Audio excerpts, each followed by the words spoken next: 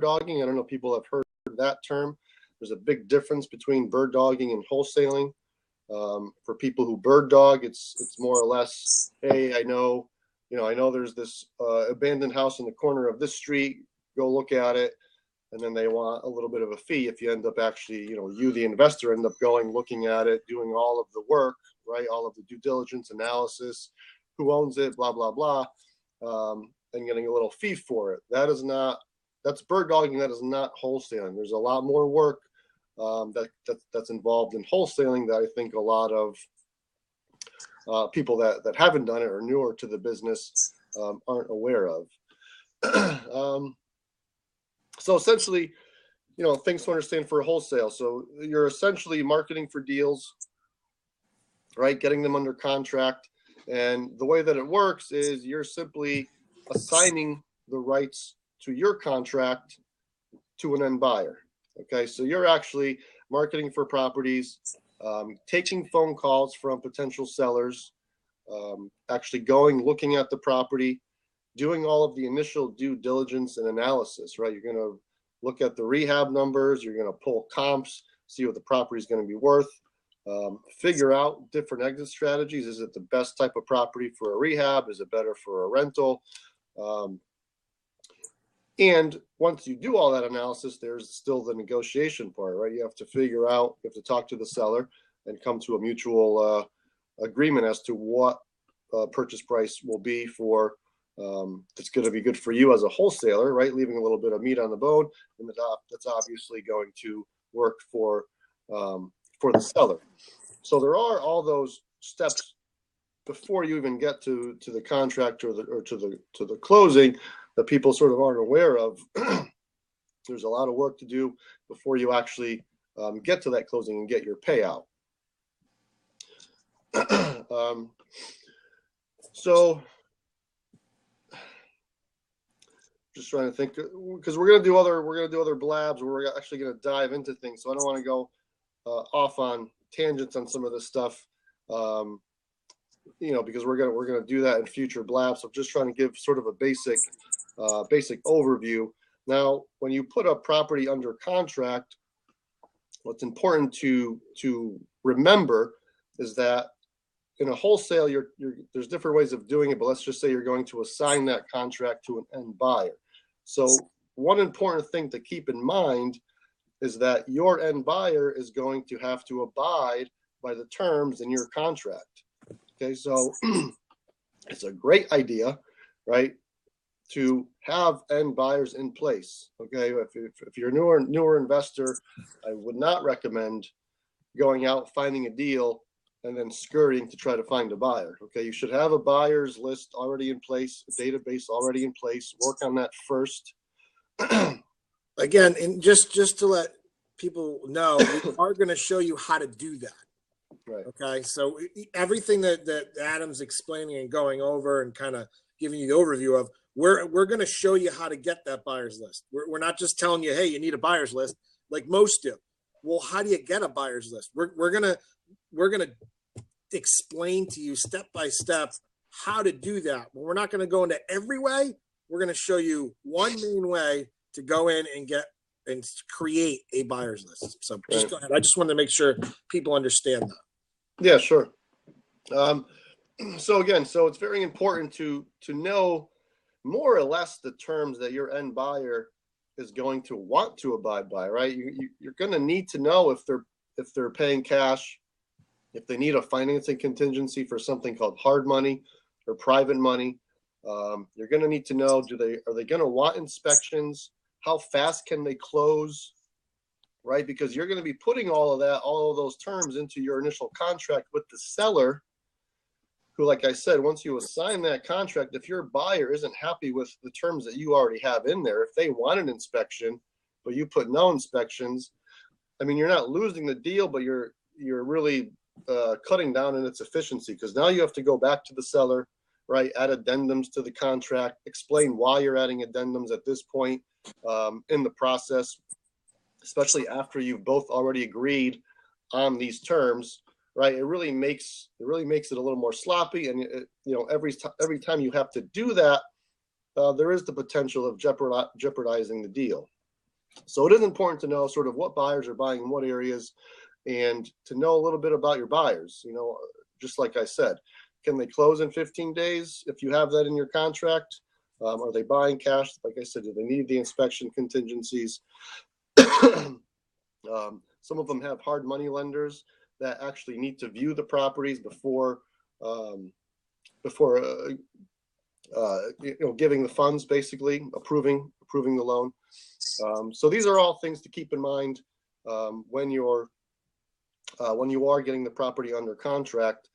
And all the assignment is, it's a simple piece of paper, right? You have the contract, you as the buyer, the seller as the seller, and then all the assignment is, there's a form called an assignment of contract form that simply states that you, the buyer, are assigning your rights to the contract to a new buyer for X amount of dollars, and that's all it is. That all goes to the attorneys. If you don't know your buyer, I would recommend, what we do is, if we haven't worked with the buyer before, we'll have our attorney actually handle the just the assignment portion of the closing,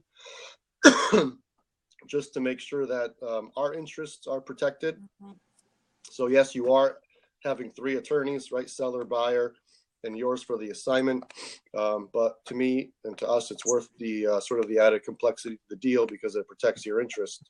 But that's all it is. You have your contract, you have your buyer sign the assignment of contract form, and those 2 pieces of paperwork go to the attorneys, and they schedule the closing.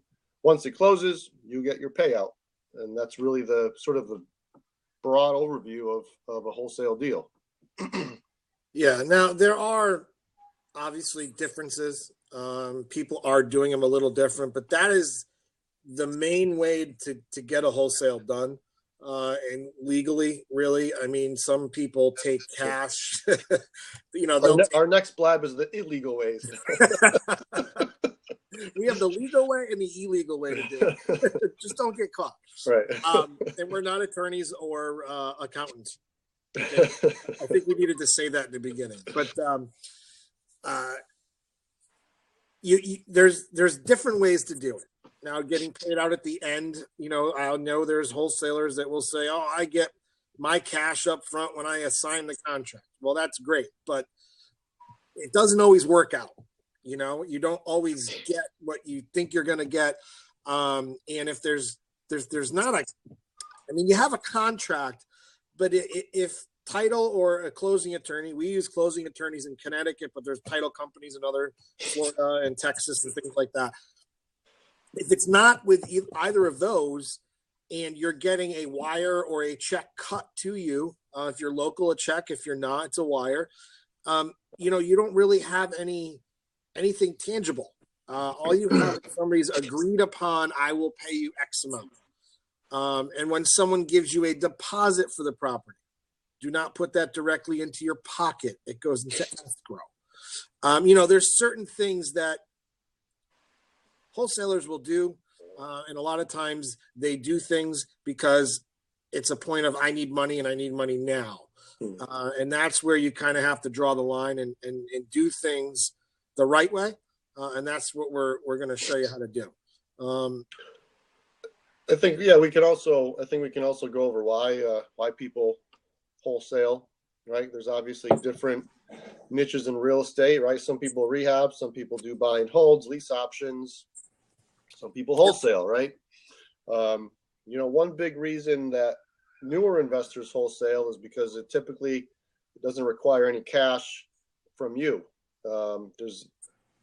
You're not getting approved for a loan, because you're not actually buying the property in a sort of a traditional wholesale. I mean, there are ways where you can buy the property and do it, but we're not going to go into that right now. So no cash, right? You don't need deposit money, because when you're doing the wholesale, you're going to make sure that the deposit that you get from your end buyer is going to cover any deposit that you would have to put down. And you know what? That's a good point, Adam, because some people will say, well, if I'm getting a property off MLS, the agent's going to say, you need to put a deposit down. That's where having a buyer's list already in place you can get the contract without giving the deposit yet and use the funds from the buyer as that deposit if they so require you to put one down. Now, again, we'll go into that further as to why we don't put them down ever. But sometimes a newer investor, they don't have enough, I won't say guts, but I mean, you've got to kind of put your foot down, and not everybody has that. So it's not where, oh no, never put a deposit. Sometimes you kind of have to. You get yourself in a position. So that's just one point I wanted to make. Yeah. And even if you do put a deposit down, you got to understand too. So I think people have a hard time differentiating their sort of ideas of what a real estate transaction is, because they usually think of a traditional real estate transaction where, you know, you have to put down 3% or whatever it is for a deposit, right? They think it's sort of standard. Well, you know, nothing is standard. You know, I think you got to throw all that out of your mind. You know, nothing is standard. Nothing is written in stone, right? You're dealing with off-market properties. You're dealing directly with the sellers, right? You're not dealing with real estate agents that are playing some game, right? So, and if you're buying a distressed property from a seller who really needs to get out or just can't make the repairs or is falling behind on payments or whatever the case is, you know, that's part of your negotiation, right? You could put the property under contract, have it as a cash buy, and if you have to have a deposit in terms of legality. So you could put down a $50 deposit or a $100 deposit. You can put down a $10 deposit, right? I mean, it's just, you can explain to the seller that it's a legality issue at that point of making the contract legal. You're not putting it down for the traditional reason that a normal real estate buyer, you know, in a normal real estate transaction would, which is to have a little bit of skin in the game, right? To make sure you're going to perform, because you're not in that, right? You're not playing that game. You're the investor buyer. You have a cash offer, and you're simply putting a little bit of money down to make that contract legal. So that's just another point, I think, to know. And, you know, that plays into that whole thing, right? People get involved in wholesaling because of cash. So you really could do wholesale deals with no cash. The other reason, I guess, is sort of along the same lines, right? Minimal risk from a monetary standpoint for the most part. Obviously, if you're putting money down, getting a loan out to rehab a property, you know, obviously that's far more risky, right? If you screw up on the rehab or you miss something in the repairs that you should have seen on the initial walkthrough, it's going to cost you $10,000 more. Well, obviously you're putting yourself in a situation of more risk if you're taking on a project like a rehab or even a rental where now you're owning a property and you're liable for you're liable for the property for tenants, etc. Wholesaling, you never own the property in a traditional wholesale. So that risk of owning real estate and having a ton of money on the line doesn't exist. So that's another reason why people wholesale. There's plenty of larger companies who wholesale because of excessive inventory. You know, they have very large marketing budgets. Even smaller companies, I won't say very large. You know, if you're sort of a modest rehabber and you can handle maybe, 5 properties a year, well, if you're generating leads that give you 6, 7, 8 good deals that you can't handle, well, that's the reason why people wholesale, right? Instead of throwing those deals out, they're going to reach out to other investors and wholesale those deals to other investors so that, one, they're providing value to another investor in the area, but obviously, 2, they're not just throwing a lead away and throwing money away. They can still make money on those deals. So that's another reason, right? Excessive inventory. And, some larger and smaller companies will wholesale for quicker payouts, right? I know some companies that we've worked with wholesale simply to cover certain expenses in their business, right? Because it's quick payouts. If they're generating enough leads to get X amount of wholesale deals a month, that's quick money that's coming in that they can use to whatever they need to do for their business. If you're taking a rental, obviously it's less money every month that you're getting. If you're getting involved in a rehab deal, typically the payout's much greater but you're going to wait 4, 5, 6 months for that payout. Whereas in a wholesale deal, once you get a property under contract, you can be collecting a check in 14 days, 15 days, or a month.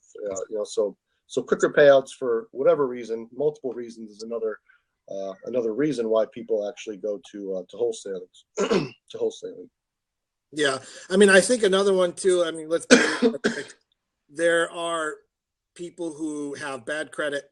The whole credit crisis. Adam and I went through that. We made it through because we didn't have the kind of properties or the bank loans that most did. So we got through that. We had to change gears. We had to change things up a little bit on how we were investing, like everybody in this industry.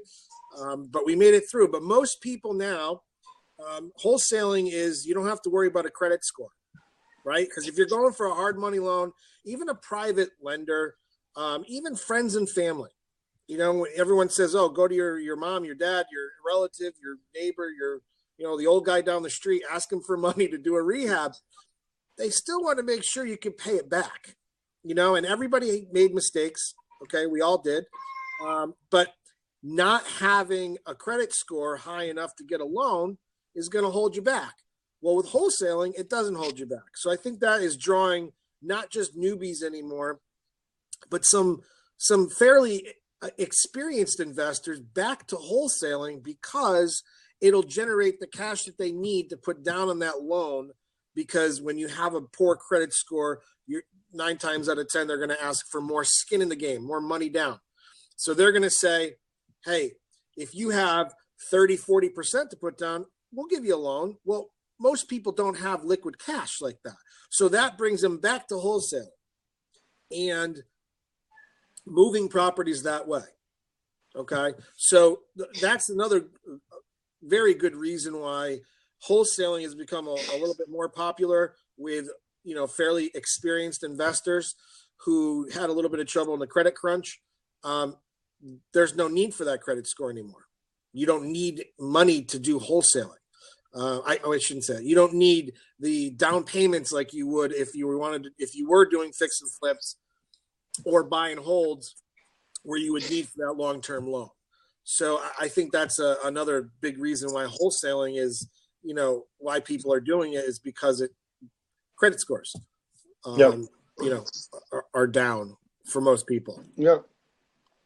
I mean, I think, like we said, in future Blabs, we're going to go over some more detail, like Brian said earlier, how to get a buyer's list, different forms of marketing that you could do, how to analyze a deal, right? How to analyze a wholesale deal. We'll go through some numbers, go through some real actual deals that we have in the works or that we've done.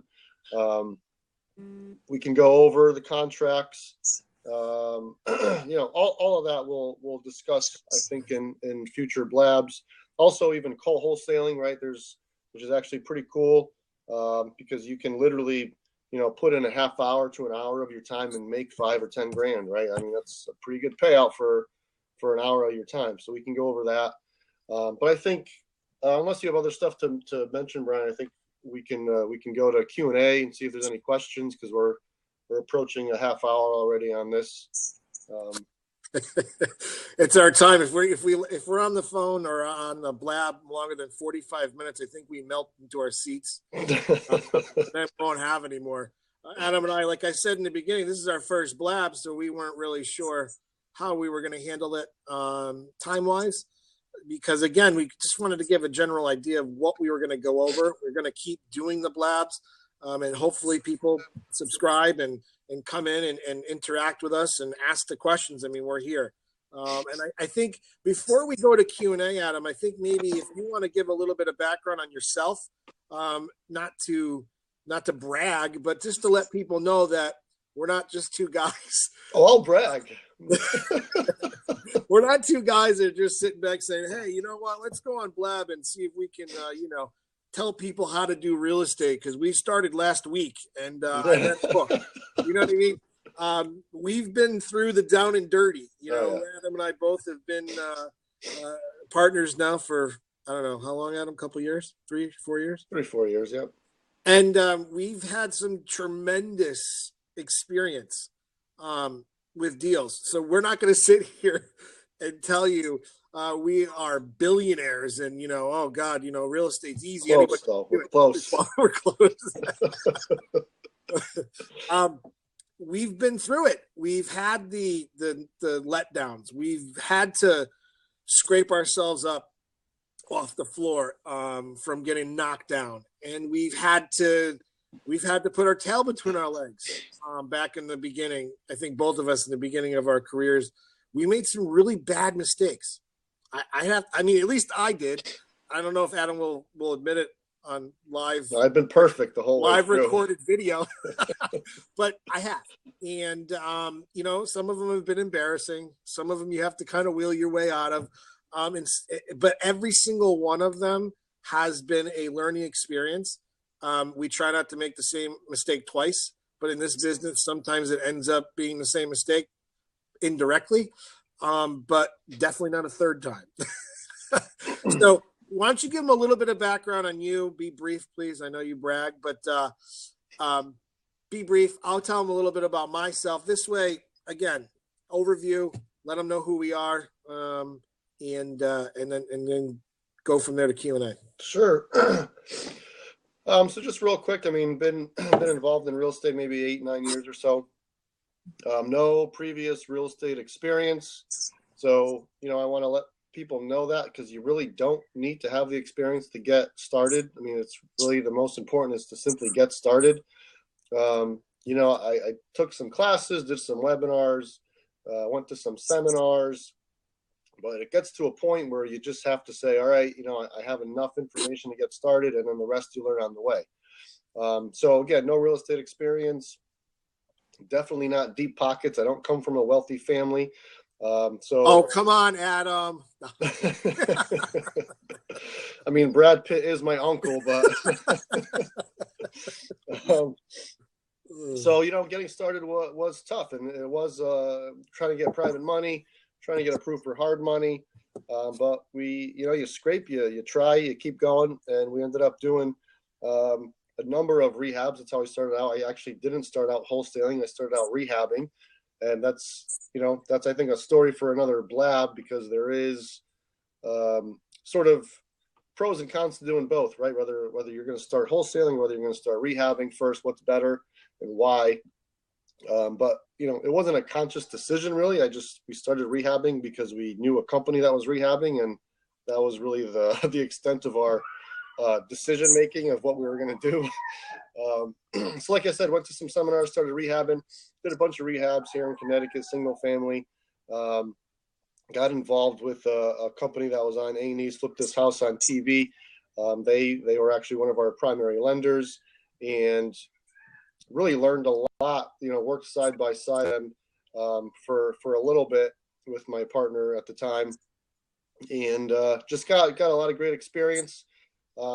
And then, basically transitioned, kind of from rehabbing to wholesaling in a sense, for various reasons, young family, time crunches. And it's just sort of, once you're in the business, build a good reputation for yourself, like we did. You get a good buyer's list. It's just an easy transition to start, instead of buying the leads yourself and rehabbing, to actually handing them off to other investors and some good money wholesaling. Adam, what did you do before the wholesaling, before real estate? Maybe that might help people kind of. In the medical field. He wasn't a doctor or a neurosurgeon, okay? No, I was an RN. No real estate experience. Like I said, it was first rehab was, really looking at resources that we had to try to help us out. Borrowed money, took out a home equity line of credit on my house, which was, for someone that's never done anything in business, I still remember that day writing that first deposit check. It was $8,000. And to me, that was a ton of money that I've never written a check out like that before. And, you start getting second thoughts. Should I do this? Am I doing the right thing? Am I risking my house now? But looking back, obviously definitely the right thing to do. Go through the nerves, and, wouldn't be where we are today if I hadn't started. So there you go. So RN to real estate investor. And that's what we're talking about. You could be anybody to get involved in the business. It's just, you got to have the guts. You gotta just put your head down and roll through it. Reading books. I guess information is the best and most lucrative way to get into it, because the more information you have, the better off you're going to be. So let me give you a little bit of background on myself. I have always been around real estate my whole life. I mean, my first job was in landscaping. It doesn't sound like it, but you're always around single family homes. And that's really what it was. I wasn't on the commercial side, the company I worked for. It was residential landscaping, mowing lawns and putting in flower beds and anything the landscaper does. And I've always been in that. I went from that to construction. I got out of the labor side of it, went into building homes and large amounts of them at one time. I wasn't physically doing that. I was one part of it, a land manager. Won't get into what that is. But from that, I evolved into owning my own landscaping business, selling that off, and getting into real estate. I started with property management. In between there, I worked for a apartment management company and then a condo management company. My feeling was, I have personally no college experience. I went to college for 1 year, and it just wasn't for me. Everything but going to class was for me, but that's the whole reason why. So I'm okay saying that, I tried it for a year because it was what was thought was a good idea at the time. And when you personally write that check to go to college for 1 year and you end up getting a letter saying, hey, thanks for coming, but don't come back. Well, that kind of hurts, because that's a lot of money to write a check for. I didn't have any student loans. I paid for the 1 year. I think in the back of my head, I realized this wasn't for me, but this is what mom and dad and grandma and aunt and uncles and everybody wanted me to do. But it just wasn't in me to stay in there to get that piece of paper. I wanted to get out in the workforce. So I used those experiences as a property manager, condo manager, and things like those jobs, and landscaper and land development manager, as my college experience in this business. So I've always been around it. I've been fortunate enough. Most people haven't. Some have, some haven't. I've always been around it, which has drawn me to it and kept me here. And I guess real estate is, hey, you finally let the kids out of the basement? What? You let your kids out of the basement? Oh, you hear him? I'm just saying, are they going to come in here? In case the state's listening, he ties his kids to chairs in the basement when he has calls. Just FYI. But so I lost my train of thought there. I got so caught up in the kids, poor kid. So I use those experiences to move forward into real estate investing, is where I'm at now. It hasn't been easy. We're not, like, again, I told Adam, don't brag. I know I was kidding, but Adam had a whole different experience getting to this point of the business than I did. So it's two different experiences, but we've ended up at the same point, and we've had different lessons on our way up to this point. When we became partners, we were doing things in the real estate business that most people don't even have the opportunity to do. I would say it's luck and hard work and persistence. And that's not typical for everybody. And those didn't turn out to be extremely lucrative things, but they were huge learning experiences for us. We were physically on the phone with family offices and hedge funds. That doesn't always happen. It's always a rep or this person or that person, that says they can get to them. And, again, that's another Blab, because we've done a whole different part of real estate that's almost light years away from wholesaling, but which we will get into, because we're not just for the newbies. We're here for the new investor, and hopefully that new investor is going to learn as we continue with these Blabs and get to that point, to get on that phone with that CEO of this, large company that's buying. They're hedge funds now, they're family offices. There's all different groups that have money, from private oil guys all the way up to, cosmetic companies. It's just all different. So our backgrounds, I explained, my background, which is over about a 20-year period.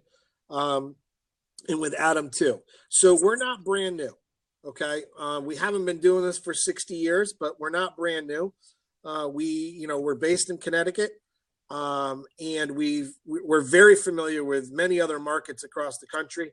I have personally been to these markets myself and have looked at properties and walked through properties. So we have the knowledge that we want to give to people. And again, this is what we're going to do going forward on Blabs. And I think at this point, what we'll do is we'll kind of open it up. Now, again, this is our first Blab. I'm the one that's controlling the questions and putting people on the screen. So please bear with me on this. If I screw up, I apologize. Let's, keep trying. But I think, Adam, if you're good, we're going to open up the floor for a Q&A. Yeah. And just any questions at all you guys have, we'll do it for, 10, 15 minutes, answer some questions, and then end the Blab there. So the floor is open for anybody who wants to ask any questions.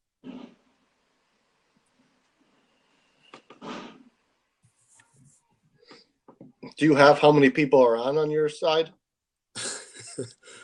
It's sad to admit that there are 4 people that I see their pictures. Nice. And then 31 with a little I. So I have to figure out what the little I in 31.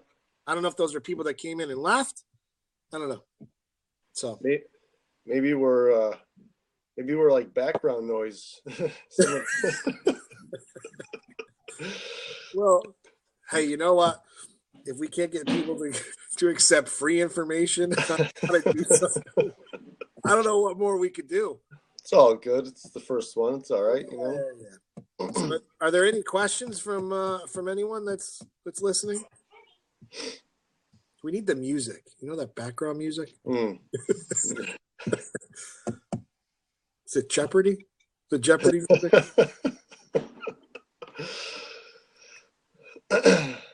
Well, I think we explained everything so well that is that what it is? People are struggling to think of questions. Let's see here. The first one to ask the question gets $1 million from Adam. Yeah. Anybody? Oh, nope. We got some new people. We're doing a Q&A right now. We're at the end of the Blab. If you'd like to wholesaling real estate. Any questions about wholesaling real estate? We're here to answer some questions for a few minutes. Well, we have somebody who wants to come on. Nope, I guess not on camera. No. They came on, and then can you see the screen or no? No. Okay.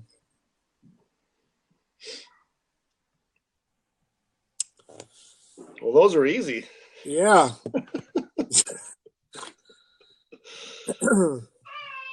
Yeah. Maybe we should bring the kids on. Maybe they'll attract questions. All right. All right. Well, I guess we're going to go ahead and end the Blab now. If there aren't any questions from any of the viewers, then we'll go ahead and we'll end the Blab. And we're going to do another one. We're going to try to do it in 2 weeks, right, Adam? Yeah. 2 weeks. We're going to do a Blab in 2 weeks. And we're going to start with the beginning of wholesaling. And we're going to get into it. We're going to get down to it. We're going to give you guys information that you can get started with. And that's kind of really what we want to do, is almost work this as a class, as a seminar, as a lecture, to get people to be able to start doing wholesaling without paying, $5,000 million to someone who is going to send you some DVDs or a book that's the size of, the encyclopedias, Britannica. Remember those? Yeah. It's just informal too. I mean, it's not your typical, you're not in some class. you're not in a class or in some seminar where people may be afraid to ask questions to look stupid. I mean, here nobody knows you, nobody sees you. It's informal. We'll answer any questions that you have. So I think I mean, I wish I had this when I started. That'd be awesome. Imagine if you Yeah. could ask any questions to people. That'd be great. There we go. Have you guys been studying investment and things like that, or is this all experience? Well, what do you mean by studying? You mean college degrees and investments? Is that what you mean? Yeah. No, we don't have a college degree in investments. There really isn't a degree for real estate investing. Real estate license, that's one, I guess you can consider that a certificate or a license in the business. We have experience. I mean, before I got involved, I did informal education. I mean, I went to seminars that companies hold to learn as much as I could about marketing and about rehabbing and wholesaling. So I did that. I mean, I think, what you don't want to get trapped into, which I've come across many people who have, is, they keep going to seminars, they keep buying books, they keep getting on different types of social media things like this where they're learning things, and they're always afraid to get started because they think they don't know enough. But you gotta get to a point where you know enough to get started, because really your true experience or your true learning is going to come through your experiences as opposed to through a book or a teacher or whatever. So when people ask me, I mean, it's just sort of understand as much as you can the basics, right? I would say, read some books, take some classes, but ultimately, don't get hung up on it and get started. Yeah, I mean, I think that's the biggest thing. The other thing is not one seminar, not one package that you're going to buy on the internet, or any of these classes or whatever they might be. None of them give you in detail all of the things you're going to run into. Okay, one, I don't think it's even feasible because there's so many variables depending on where you are in the country. It would be such mindless reading, if you want to call it that, because some of the things won't pertain to you. So you have to get out there and start the process. That's why we want to do this. We want to do these so people will start the process and have questions. Well, when you start the process and you have a question, you can't call it a DVD. You can't call a book and ask the book a question. You either have to go look it up, or you then have to ask the question to somebody else, which Adam and I both know when you ask the question to someone you're dealing with, that could potentially ruin a deal because they may think you don't know what you're doing. Mm-hmm. So that is a realistic and real fear that's why we're here. We want to answer those questions for you and hopefully walk you all the way through those fears or those situations prior to you getting into them. But we can't. There's too many things out there. So experience is what we're discussing and teaching off of. Right. Is our own experiences. Are there any other questions? Oh, that's great. No, I'm glad, Muha Q. Nice. We appreciate that. Please do, and like us on Blab, and let everybody know that you may have in your circle of social networks and things like that, so that they can come in and learn too. Yeah, I mean, it's really it's a great thing to take advantage of. I still remember when I first got started, we were working not with, but we did know of a larger company in the area that was doing rehabs, and they did say, "Oh, call us if you have questions." Still, when you're new in the business, Brian just left. You're sort of nervous, right, to call, and how many times can you call? Right? I mean, there's so many questions that come up when you're building a new business in real estate that, obviously you don't want to be calling these guys 5-10 times a day asking different questions. So I think taking advantage of forums like this is pretty advantageous because you could ask questions, right? I mean, we're accessible.